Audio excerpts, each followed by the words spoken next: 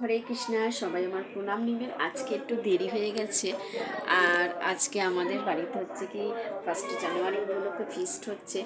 তো আজকে একটু সময় পাইনি, তার জন্য ভিডিও একটা ছাড়তেই হবে আমার বন্ধুদের জন্য। তো ছোট্ট একটা প্রশ্নের উত্তর আমি আজকে আলোচনা করব।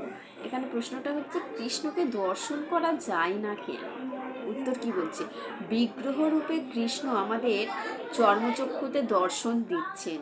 ভগবান শ্রীকৃষ্ণকে আমরা যে চিত্রপট পুজো করি, কেউ বিগ্রহ সেবা করি, কেউ চিত্রপট সেবা করি, তো সেই রূপেই আমাদের ভগবান কিন্তু দর্শন দিচ্ছেন। এটা অনুভূতির ব্যাপার।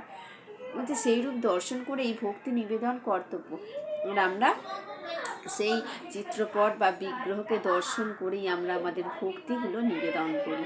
বিগ্রহকে পুতুল জ্ঞান করলে কোনোদিনও দর্শন হবে না।